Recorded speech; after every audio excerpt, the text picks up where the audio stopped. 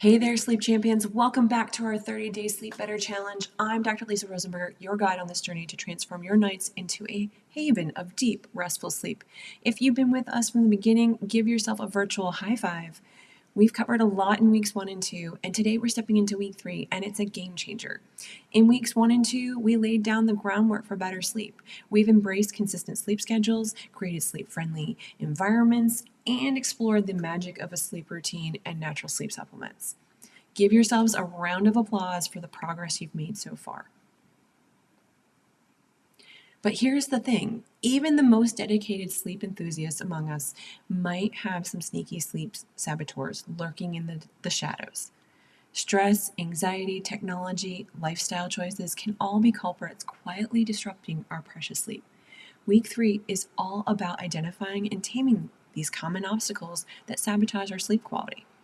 We'll pinpoint the common culprits that might be robbing you of your well-deserved rest. But here's the exciting part.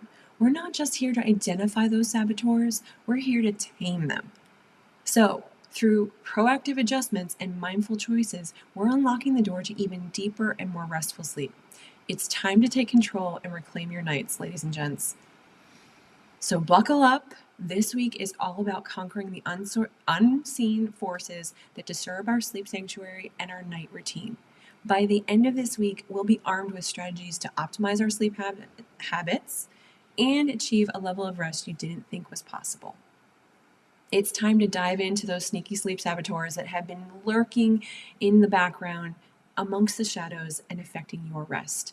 Today, we're addressing the 4 major culprits: stress and anxiety, technology dependence, lifestyle choices, and an unhealthy sleep environment. So let's jump in. Our first saboteur, and maybe the most common in my opinion, stress and anxiety. And you might be wondering how they can impact your sleep. Well, stress hormones can wreak havoc on our sleep, disrupting that delicate balance needed for a restful night. Common stressors include work pressures, personal challenges, or unexpected life events. All can be major contributors. And when stress hits our bodies, hormones get released like cortisol and adrenaline. And while these are crucial hormones for dealing with immediate threats, the infamous fight or flight response, sustained high levels of these hormones can wreak havoc on our sleep. They elevate your heart rate, increase your alertness, and make it challenging for you to wind down. Now let's talk about the tools in our arsenal to combat these common contributors to stress and anxiety. One would be mindfulness meditation. This powerful practice involves bringing your attention to the present moment, fostering a sense of calm and detachment from your stressors. Then you can go into deep breathing exercises. And this is where you take slow, deliberate breaths, which can signal your body that it's time to relax. You can do the method of the 5-7-9 breathing, which is inhaling for 5, holding for 7, and exhaling for 8 or 9. Third, you can do a journaling practice. Putting a pen to paper can be a very therapeutic way to unload your thoughts and worries, preventing them from taking residence in your mind as you try to sleep. Last, you can start seeking professional help. Sometimes it's okay to ask for support. A mental health professional can provide a slew of resources, guidance, tailored strategies, all to help you manage your stress. Remember, addressing stress and anxiety is a proactive step towards better sleep. Experiment with these coping mechanisms and find what works best for you. Let's create that sanctuary for rest, free from the clutches of our stress. Now, let's shine a light on another sneaky sleep saboteur: technology dependence. In our modern world, screens are everywhere, and they're going to impact our sleep on a profound way. The blue light emitted by our devices is a major culprit. You ask why? Because it mimics the natural light of the sun, signaling to our brains that it is daytime. So when we're scrolling on our phones or binge watching our favorite shows before bed, our bodies think it's daytime, it's noon, not midnight.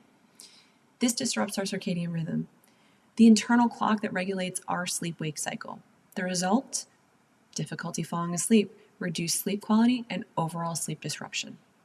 But fear not, we're not banishing screens from your life. Instead, let's talk about a digital detox, a mindful way to approach managing your screen time. Most devices now come with features that allow for you to set daily time limits for specific apps. Use them to create boundaries on your screen time. Also consider enabling blue light filters on your devices, especially in the evening. And this is a simple adjustment that you can do on your settings, which reduces the amount of disrupted blue light emitted. Lastly, make your bedroom a sanctuary for sleep by declaring it a screen-free zone. This means no phones, tablets, or laptops at least 30 minutes before bedtime.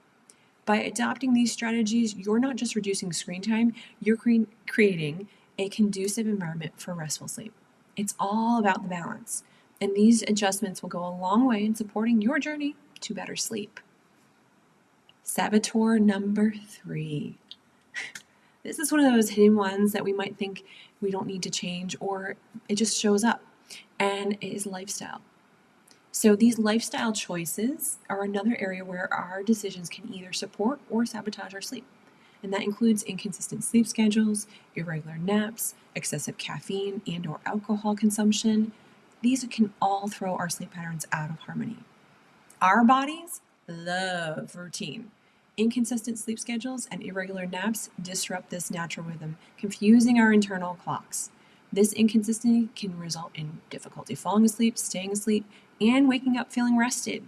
Not only that, while a cup of coffee or a glass of wine can be delightful, excessive caffeine and alcohol intake can be detrimental to our sleep because both are going to interfere with the quality of our rest, causing restless nights and frequent awakenings. So how can we make mindful adjustments to support our sleep in terms of lifestyle?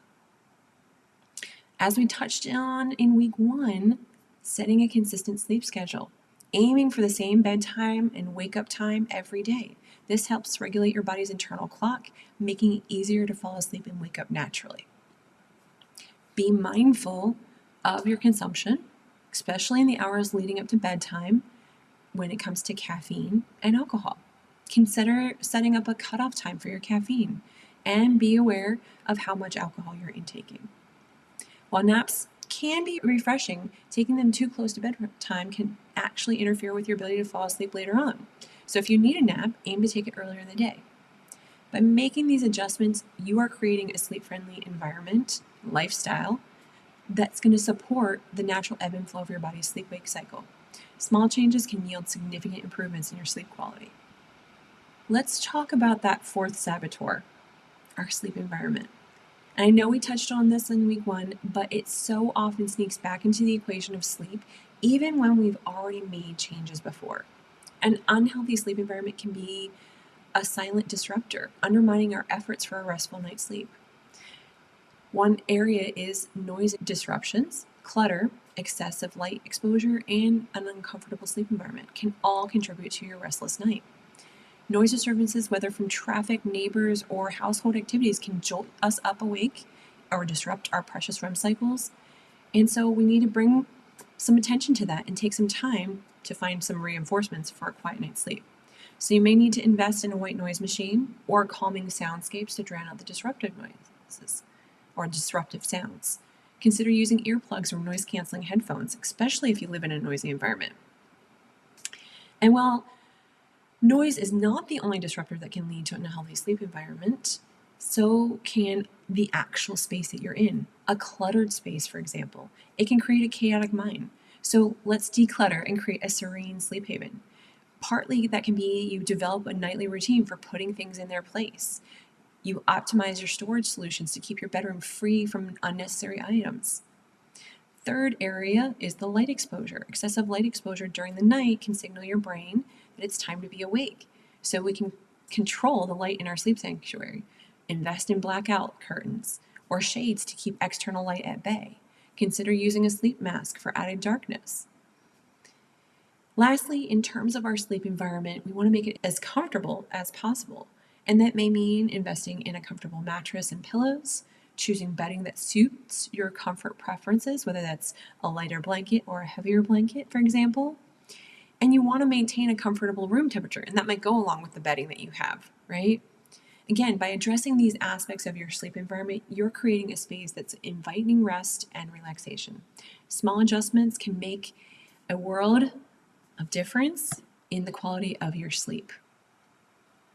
So I want to share with you a couple of my own personal experiences and coping mechanisms because I am no I don't get a pass. Believe me, I've struggled with dealing with stress and trying to get a good night's sleep, and there was a time when I had some relationship turmoil and kept me tossing and turning all night, unable to shut off my mind. I tried everything from counting sheep to rearranging my entire room. What really made the difference for me was incorporating some sleep qigong. You could say this is a form of mindfulness meditation. And I incorporated into my pre-sleep routine, taking those few minutes to focus on my breath, helped created a mental buffer zone, allowing for me to leave the day's stressors behind and ease into a more peaceful sleep. Another time that I've had trouble with sleep was through technology. I get it. The struggle with screens is real. I'm not immune. There was a time when my nightly routine involved scrolling through my phone until the wee hours. Pinterest or streaming a quick show was my guilty pleasure. And guess what? My sleep paid the price. It took a few restless nights and groggy mornings for me to realize the impact. And now I'm all about that digital detox life. I set screen time limits on my phone, use blue light filters, and banish my phone from use in the bedroom, especially before bed. And trust me, it has made a world of difference. Now let's dive into some frequently asked questions about overcoming common sleep obstacles. As you embark on this journey to better sleep, it's natural to have questions. So let's address some of these queries that might be on your mind. First, frequently asked question: how long does it take to see improvements in sleep after making lifestyle changes? Well, it does vary from person to person, but generally you might start seeing or noticing improvements within a few weeks. Consistency is key, so stick to your new sleep-friendly habits and be patient with the process. Question, or frequently asked question number 2, can I use multiple strategies at once to improve sleep, or should I focus on one thing at a time? While it's generally advisable to introduce changes gradually, many individuals find success in combining different strategies. Start with what feels manageable for you. Nothing worse than being overwhelmed. So as you become more comfortable, do one thing at a time, and you can add additional things as you go on. And it is your experiment. Frequently asked question number 3, what should I do if I still struggle with sleep despite making lifestyle changes? If sleep difficulties persist, it's essential to consult with a healthcare provider. They can provide personalized guidance, rule out underlying issues, and offer you specific recommendations tailored to your needs. Frequently asked question number 4, is it okay to take sleep aids or supplements if I'm having trouble sleeping? While natural remedies can be helpful, it's advisable to consult with your healthcare provider before using sleep aids or supplements, especially on a long-term basis. They can provide guidance and safety and potential interactions with other medications that you're currently on, and they know your health history. Question number 5, how can I manage my sleep schedule if I have a fluctuating work or travel schedule? For individuals with variable schedules, creating a consistent bedtime routine becomes more crucial. Prioritize your winding down activities and maintaining a sleep-conducive environment, even if your bedtime fluctuates. Remember, your sleep journey is unique, and these answers are general guidelines. If you have specific questions or concerns, feel free to drop them in the comments, and our community can provide some insights based on their experiences. Well, sleep champions, we've covered a lot today. Let's quickly recap our key takeaways and highlight the exciting potential for further sleep improvement by tackling those sneaky sleep saboteurs. The key takeaways for today is I want you to identify your common sleep saboteurs, like stress, technology, lifestyle choices, and unhealthy sleep environment. 2, explore the effective countermeasures we talked about, from mindfulness meditation for stress to digital detox strategies for technology. 3, lifestyle adjustments like consistent sleep schedules and optimizing your sleep environment play a crucial role in achieving better sleep. And here's the exciting part. By addressing these sleep saboteurs head on, you're not just improving your sleep, you're unlocking the potential for even deeper and more restful nights. The journey to better sleep is ongoing, and each adjustment brings you one step closer to your sleep goals. Now, I want to hear from you. What's one adjustment you're excited to try this week to conquer your sleep saboteurs? Drop it in the comments below, and let's support each other on this journey. As we wrap up today's discussion on conquering sleep saboteurs, I want to leave you with some action steps. It's time to take charge of your sleep journey. Here's your action plan. Number 1, identify your personal sleep saboteurs. Reflect on what might be affecting your sleep. Is it stress, late night screen time, inconsistent routines, or something else. Knowing is the first step to conquering. 2, I want you to actively implement countermeasures. Choose 1 or 2 countermeasures for those nasty saboteurs we discussed today and incorporate them into your routine. Small changes can yield significant results. And so I'm eager to hear about your successes and challenges. Drop them in the comments below. Your experiences might just be the inspiration someone else needs to hear on their sleep journey. And guess what? We're not done yet. We still have week 4, the final stretch of our 30-day Sleep Better challenge. And it's just around the corner. We'll be reflecting next week on our progress, celebrating our successes, and setting the stage for sustained, restful nights. Remember, each adjustment you make is a step towards optimal rest and reaching your goal to sleep better.